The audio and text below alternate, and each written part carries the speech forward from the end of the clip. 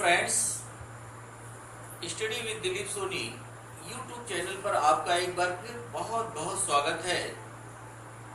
प्रश्नों की श्रृंखला के अंतर्गत महत्वपूर्ण प्रश्नों के साथ आज भाग 3 के अंतर्गत कई महत्वपूर्ण प्रश्नों को प्रस्तुत किया जाएगा, जिसमें इंडियन पॉलिटी, इंडियन ज्योग्राफी,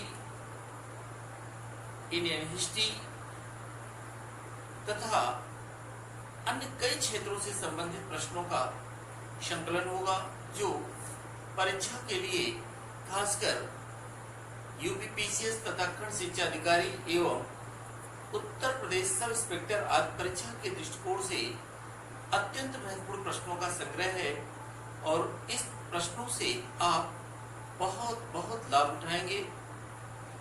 एक और महत्वपूर्ण बात है, ये प्रश्न की श्रृंखला अभी लगातार आती रहेगी। आप इसे कम से कम 2 बार अवश्य रिवीजन करें, अधिकतम दोस्तों को शेयर करें और यदि जो लोग नए हैं कृपया एक बार वो इसे सब्सक्राइब कर लें, जिससे सभी वीडियो उनको प्राप्त हो जाए और आने वाले सारे वीडियो आसानी से उनको प्राप्त होते रहें। अब हम आते हैं महत्वपूर्ण प्रश्नों की श्रृंखला के साथ, जिसका पहला प्रश्न है जो विज्ञान से संबंधित है। भोजन विषाक्तता का कारण होता है, यानी भोजन की विषाक्तता का क्या प्रमुख कारण है, जिसके 4 ऑप्शन हैं। पहला ई कोलाई, दूसरा सैल्मोनेला बैसिलाई और तीसरा स्यूडोमोनास और चौथा है कैंडिडा। तो मित्रों, भोजन विषाक्तता का जो कारण होता है वह है, इसका ऑप्शन बी सही है, यानी बी सैल्मोनेला बैसिलाई। दूसरा प्रश्न आते हैं, थैलेसीमिया के रोगी में शरीर निम्न के संश्लेषण की क्षमता नहीं रखता। पहला विटामिन डी, दूसरा हार्मोन और तीसरा है हीमोग्लोबिन, चौथा प्रोटीन। तो थैलेसीमिया जो रोग है इससे क्या संबंधित है? तो मित्रों, इसका उत्तर होगा हीमोग्लोबिन। इसका उत्तर होगा हीमोग्लोबिन। आप जानते ही हैं, हीमोग्लोबिन से रक्ताल्पता भी हो जाती है, हीमोग्लोबिन की कमी से रक्ताल्पता की बीमारी भी हो जाती है। नेक्स्ट प्रश्न आते हैं, दंत क्षय का मुख्य कारण क्या है? दंत क्षय का यानी दांत के जो तमाम समस्याएं होती हैं, दंत क्षय का मुख्य कारण है मुख के भीतर होने वाले जीवाणु तथा पहला ऑप्शन है प्रोटीन के खाद्य कणों के मध्य अंतर व्यवहार, दूसरा ऑप्शन है कार्बोहाइड्रेट के खाद्य कणों के मध्य अंतर व्यवहार, तीसरा ऑप्शन है वसा के खाद्य कणों के मध्य अंतर व्यवहार और चौथा है सलाद के खाद्य कणों के मध्य अंतर व्यवहार। मित्रों, इसका उत्तर होगा 33 का बी। 33 का बी, यानी कार्बोहाइड्रेट के खाद्य कणों के मध्य अंतर व्यवहार ही दंत क्षय का मुख्य कारण है, जिससे ये कई प्रकार की समस्याएं उत्पन्न हो जाती हैं। नेक्स्ट प्रश्न है, शीत भंडारों में फलों तथा साग सब्जियों का अपघटन। शीत भंडार जो कोल्ड स्टोरेज हैं में फलों तथा साग सब्जियों का अपघटन, इसके 4 ऑप्शन हैं। पहला सदैव के लिए समाप्त हो जाता है, दूसरा कुछ समय के लिए अवरुद्ध हो जाता है, तीसरा अप्रभावित रहता है और चौथा धीमा रहता है। तो इन 4 ऑप्शन में यदि आप देखें तो इसका उत्तर हो जाएगा धीमा हो जाता है, यानी शीत भंडारों में फलों तथा साग सब्जियों का जो अपघटन है वो धीमा हो जाता है, स्लो हो जाता है। नेक्स्ट आते हैं, पैलियो वनस्पति के अंतर्गत अध्ययन करते हैं। ये पैलियो वनस्पति ये परीक्षा में भी पूछा गया है, ऐसे प्रश्नों को थोड़ा ध्यान से हमें देखना चाहिए। पैलियो वनस्पति के अंतर्गत अध्ययन किस चीज़ का करते हैं, इसको अच्छे से याद करिए। पहला ऑप्शन है जंतु जीवाश्म का, दूसरा ऑप्शन है शैवाल का, तीसरा है फफूंदी का और चौथा नन ऑफ दी, अर्थात इनमें से कोई नहीं। तो मित्रों, इसका उत्तर जो होगा इनमें से कोई नहीं, यानी नन ऑफ दिस इसका उत्तर होगा, सही होगा। नेक्स्ट आते हैं, भारतीय राष्ट्रीय ध्वज में चक्र किसका प्रतीक है? आप जानते हैं जो भारत का राष्ट्रीय ध्वज है 3 कलर का है। इन तीनों कलर में मध्य में जो चक्र है जिसमें 22 तीलियां नीले चक्र, जो जिसमें नीले कलर की जो है, इस चक्र में 24 तीलियां हैं जो 24 घंटे विकास के प्रतीक के रूप में जानी जाती हैं। तो जो भारतीय राष्ट्रीय ध्वज में चक्र किसका प्रतीक है, ये चक्र किस बात को इंडिकेट करता है? तो इसका उत्तर होगा स्वतंत्रता का, यानी स्वतंत्रता पूर्वक लोग प्रगति की ओर आगे बढ़ने का ये संकेत देता है। तो ये चक्र स्वतंत्रता का है, स्वतंत्रता के साथ ही लोग विकास की प्रक्रिया को प्राप्त कर सकते हैं। नेक्स्ट प्रश्न है, ट्रॉपिकल आइसलैंड। ट्रॉपिकल आइसलैंड नामक विश्व का सबसे बड़ा कृत्रिम आरामगाह कहाँ पर पाया जाता है? ट्रॉपिकल आइसलैंड नामक विश्व का सबसे बड़ा कृत्रिम आरामगाह कहाँ मिलता है? इसके 4 ऑप्शंस हैं, ध्यान दीजिए। पहला है मलेशिया में, दूसरा संयुक्त राज्य अमेरिका में, तीसरा इटली में और चौथा है डी जर्मनी में। तो निश्चित रूप से इसका उत्तर हो जाएगा कि जर्मनी में, यानी इसका ऑप्शन सही हो जाएगा डी। नेक्स्ट प्रश्न पर हम आते हैं। नेक्स्ट प्रश्न है, भारत में प्रथम आम चुनाव, first general election in India is held on, प्रथम चुनाव आयोजित हुए थे। पहला है 1951 में, दूसरा है 1952 में, तीसरा है 1953 में और चौथा है 1950 में। यहाँ मित्रों कुछ चीज़ों को ध्यान से आपको देखना होगा। याद रखिए 15 अगस्त 1947 को स्वतंत्रता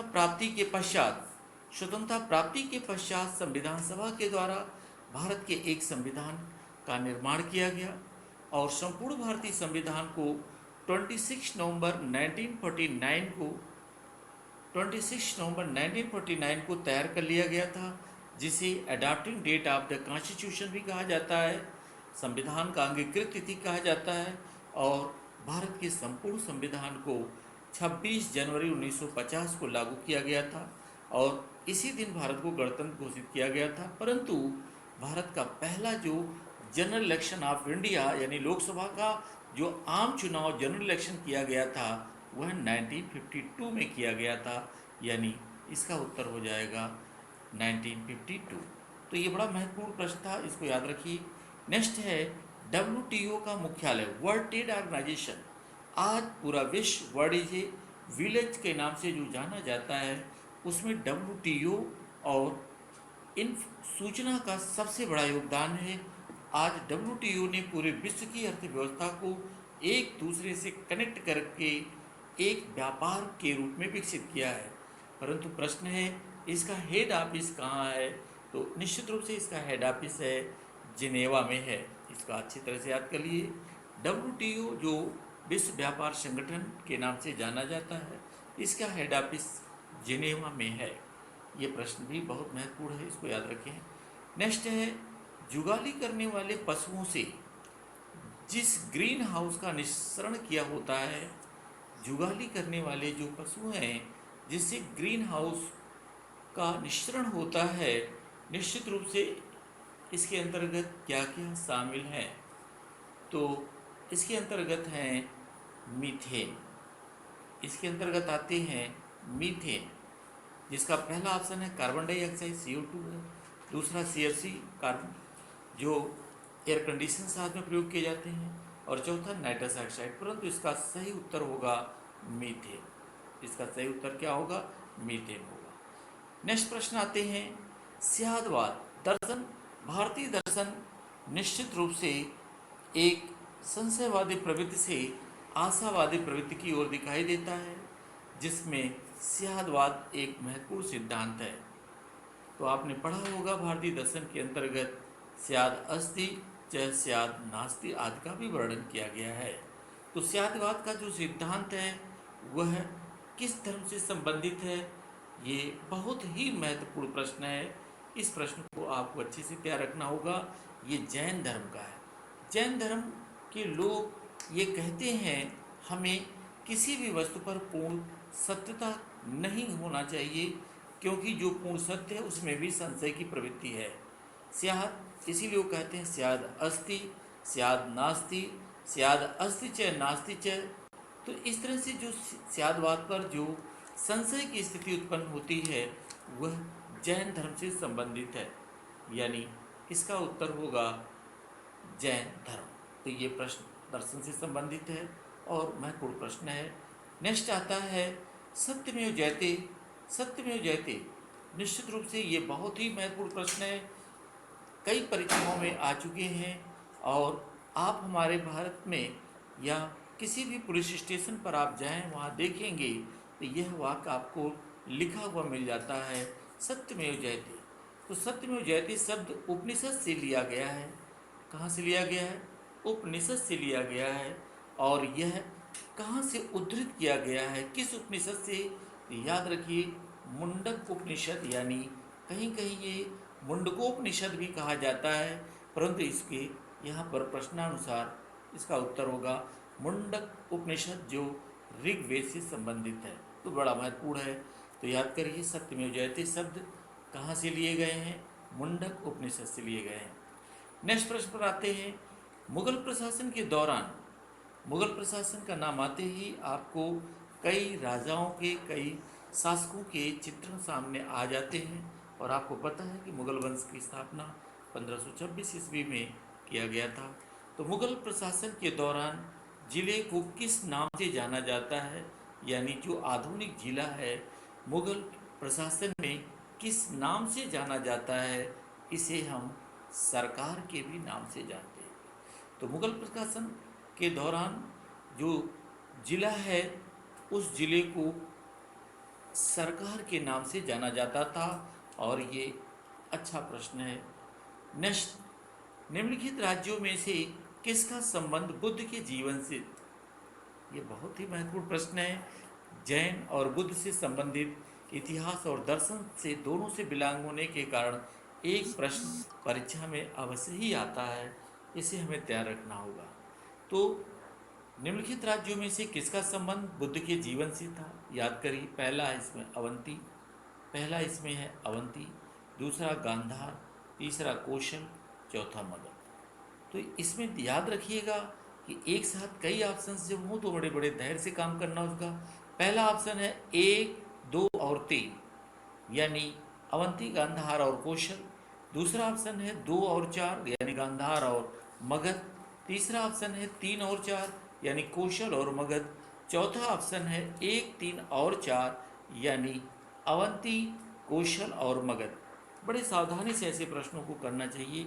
इसका उत्तर होगा कौशल और मगध। इसका उत्तर होगा कौशल और मगध, इसलिए यहाँ पर ऑप्शन सही हो जाएगा सी, यानी सी सही हो जाएगा। नेक्स्ट प्रश्न हम आते हैं। निम्नलिखित राज्यों पर विचार कीजिए। भारत के जो राज्य हैं, खासकर ये पूर्वोत्तर के राज्य हैं जिनको सेवन सिस्टर के नाम से भी जाना जाता है। पहला है अरुणाचल प्रदेश, दूसरा है हिमाचल प्रदेश, तीसरा है मिजोरम।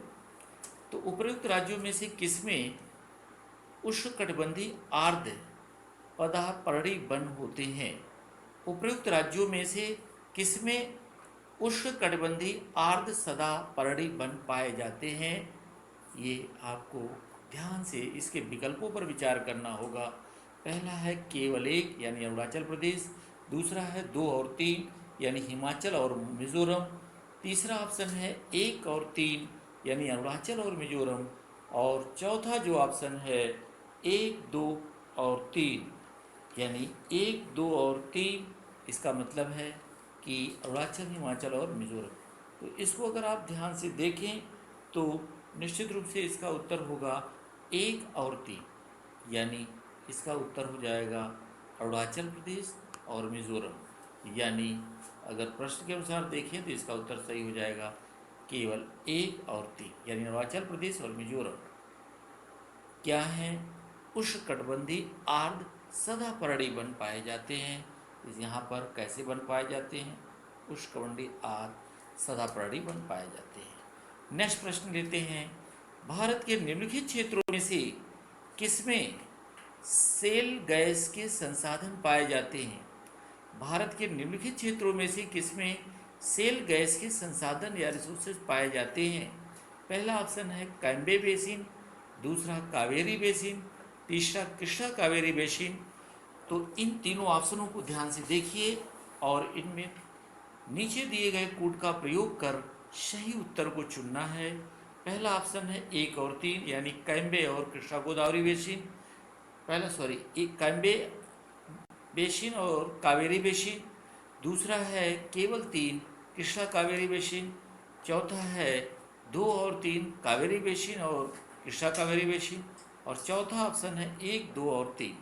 तो इस प्रश्न को अगर आप ध्यान से देखें तो यहाँ पर तीनों ऑप्शन जो आपको सही दिखाई देंगे यानी कैम्बे बेसिन, कावेरी बेसिन और कृष्णा बेसिन यानी सेल गैस के संसाधन इन तीनों जगहों पर पाए जाते हैं।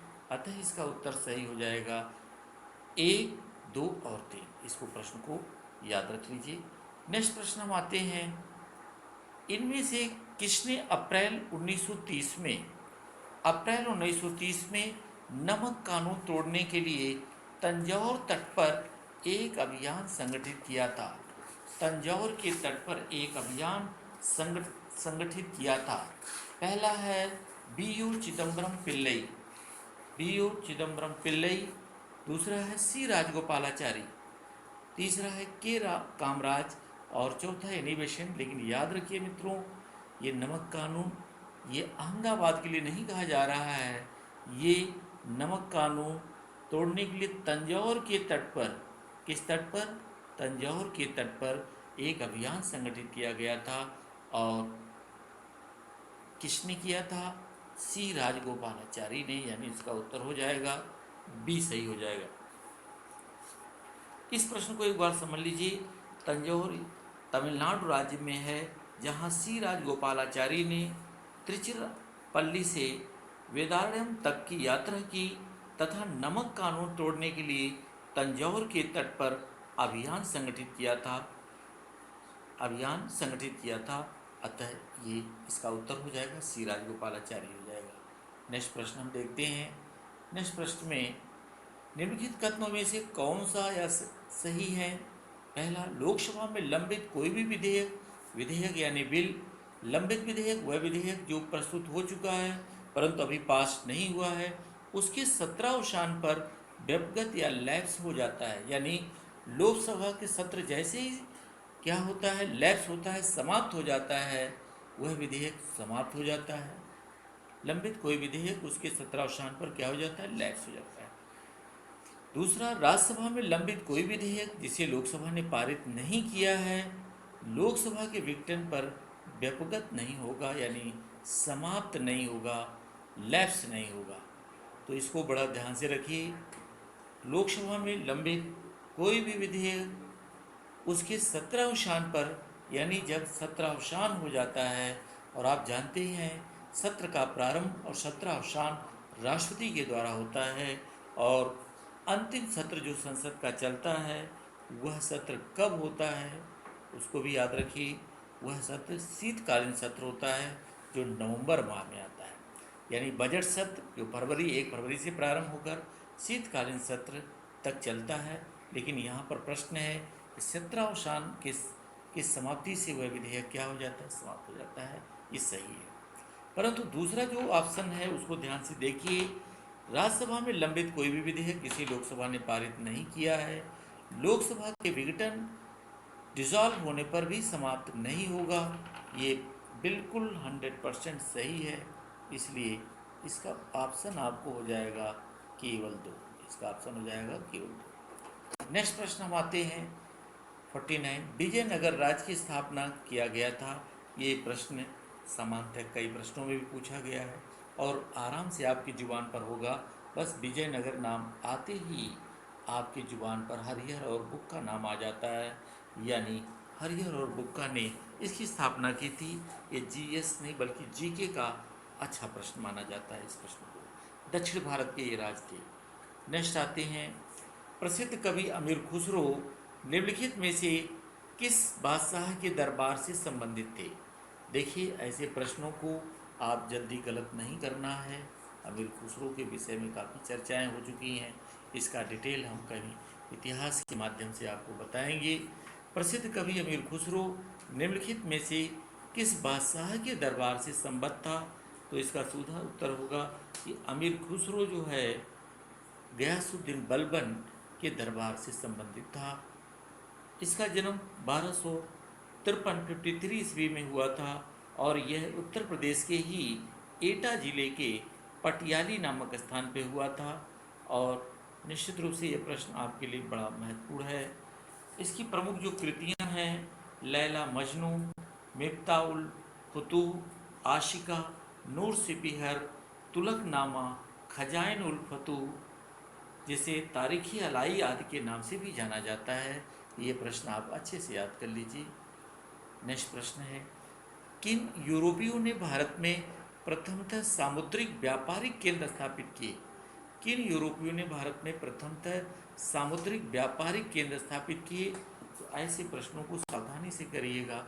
यानी सबसे पहले भारत में आने वाले जो विदेशी व्यापारी थे, जो पश्चिम से आए थे, वो पुर्तगाली थे।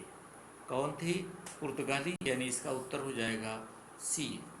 नेक्स्ट प्रश्न है, सविनय अवज्ञा आंदोलन के रूप में गांधी जी ने दांडी मार्च, ये प्रश्न आप कई बार नेशनल मूवमेंट या मॉडर्न हिस्ट्री के अंतर्गत पढ़ चुके होंगे।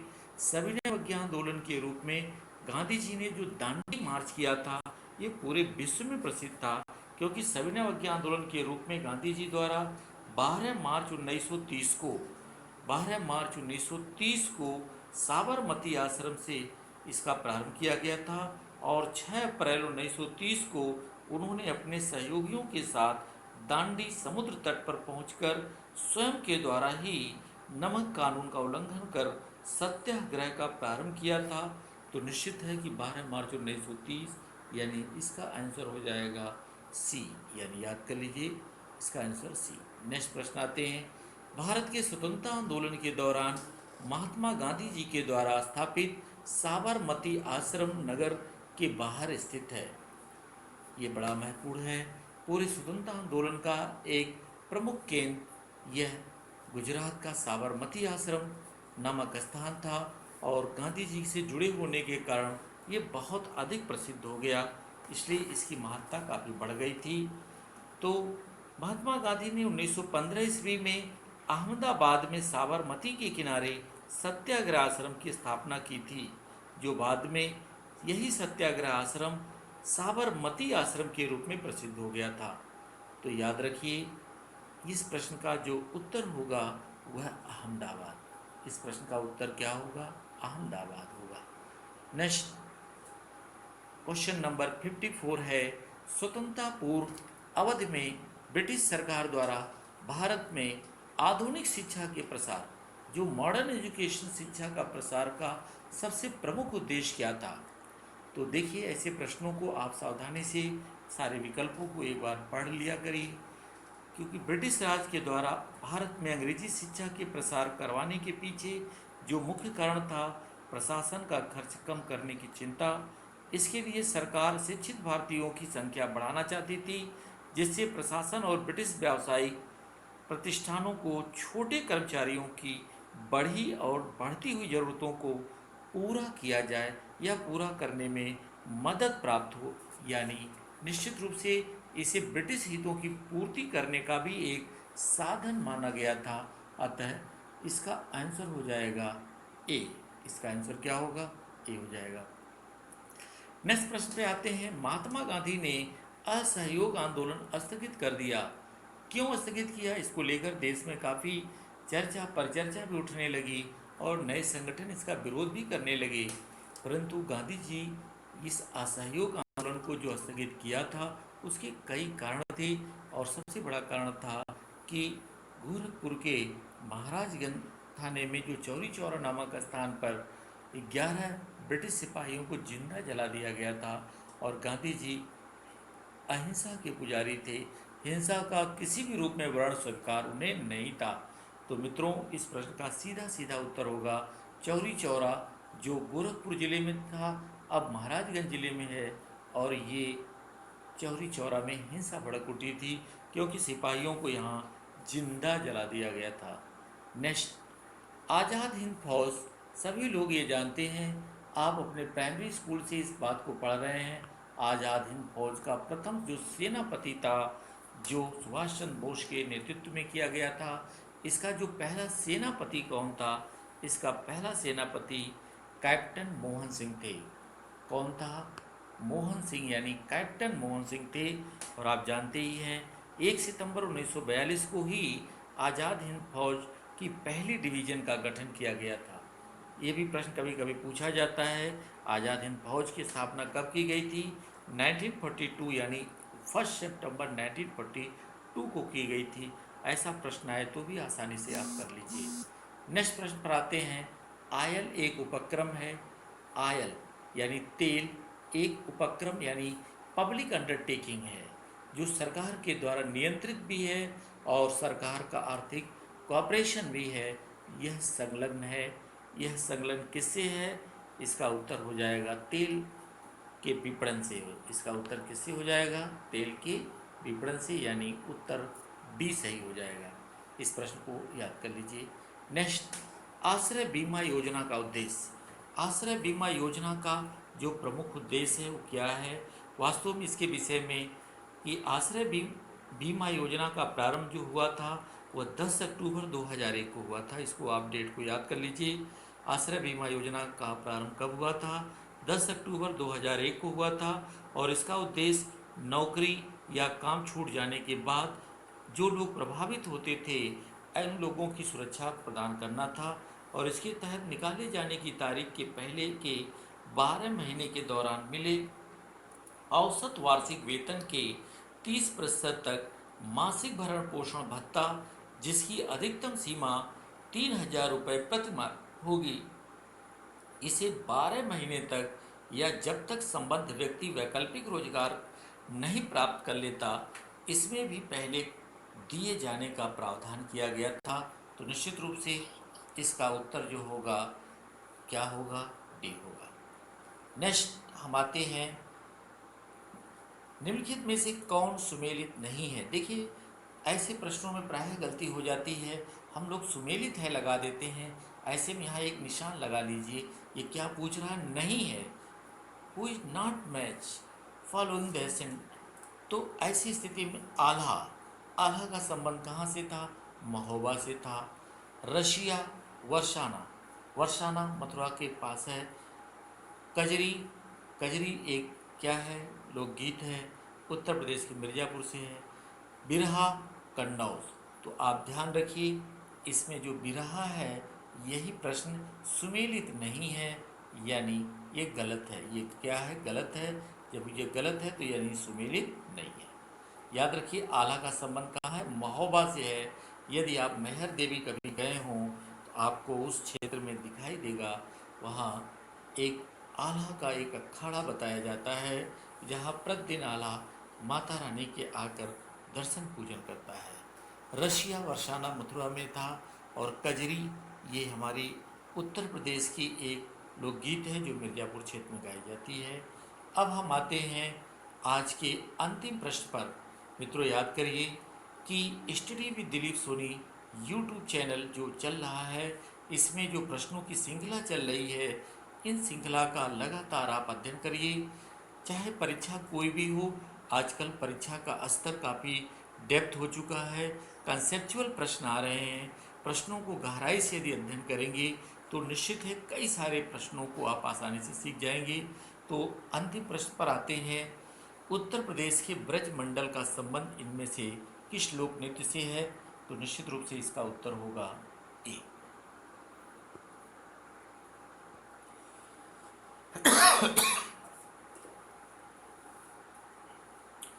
तो इस प्रकार कई महत्वपूर्ण प्रश्नों की हमने चर्चा की।